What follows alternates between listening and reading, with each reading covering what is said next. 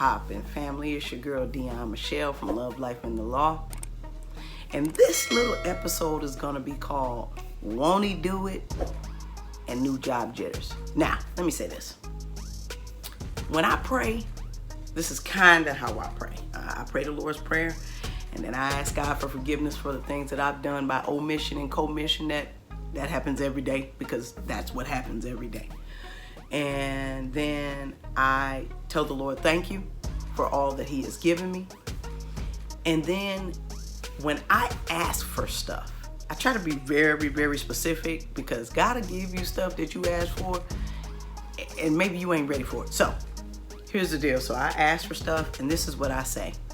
But Lord, your will be done if that's not good for me, because I know you know what's best for me. So that being said, long story short, I have retired, done a couple of things. Yeah, I'm seasoned. I mean, I ain't got no problem. I ain't gonna tell y'all exactly how old I am, but I'm seasoned. So I have retired, and I retired like playing golf and traveling and doing all that kind of stuff. That's kind of retired that I did. And so, but I started to feel like I was ready to maybe help the community. So we started thinking about political activism, maybe running for office or something. And I met with somebody that I know, and I said, you know what, I think I wouldn't mind going back into the workforce for a little while, maybe teaching or doing something. So I got referred for a position, and let me tell y'all something, a referral is much better than an application. It is. Because if somebody knows you and they know the people who need help and they trust that person, you got a much better chance on getting placed. And that's just all there is to it. You think about it. If a friend refers a restaurant to you versus somebody that you never met before, you're probably gonna take the advice of your friend before you take it from a stranger. That's just human nature. So I got referred. Long story short, they ended up creating a position for me. I was absolutely floored, because that wasn't what I applied for. So I get the job. I pray about, the kind of income that I'd like. When I get the amount, I'm like, wow, God, you are incredible. You are incredible. So when I say, won't He do it?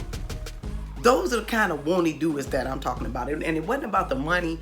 It wasn't about any of that kind of stuff or the perks that comes with the job. Because for me, it was the intrinsic stuff. The reason that I decided to even go with this company was because they were doing stuff to help young people. And that's near and dear to my heart. Otherwise, I could go work as a consultant somewhere or in a federal job or something like that. And maybe I will later. But right now, I want to do something that feels good to me, which is why I was a high school teacher for a while. Y'all high school kids, y'all crazy. Y'all crazy. But guess what? I'm crazier. So anyway, that's the kind of want to do it I'm talking about.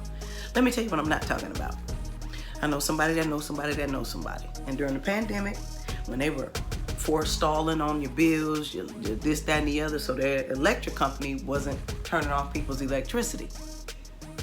So now, when the pandemic winds down and people going back to work, they want their bread.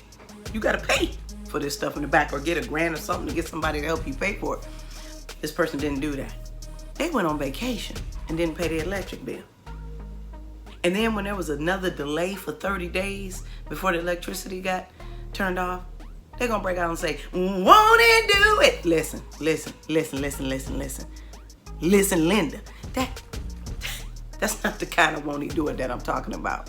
Because what He did was give you one more month to get your mind right. Come on, peoples. That's what it did.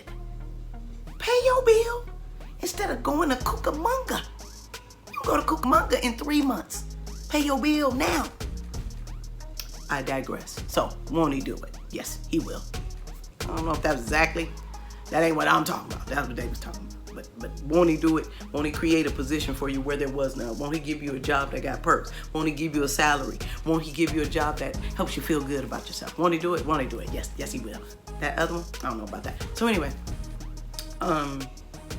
but I hadn't been at work for a while, and office dynamics are interesting. And when I was at work, I was working for the military, and it's pretty structured, and so I'm not working for the military anymore, and I had to get myself together. I had to go get wardrobe and do all of these different types of things. And so I think I had a little bit of startup jitters. But let me tell y'all something. when you do everything as excellent unto the Lord, meaning when you're doing it for God, you're not necessarily doing it for man, that stuff goes away real quick. So now I'm in a position that I adore, working with some people that are exceptional, helping people that need help, and I feel like I'm making a difference. I couldn't ask for anything else. So those jitters went away, and guess what? Won't he do it? He said he would. But that's my version of it. Y'all know the drill.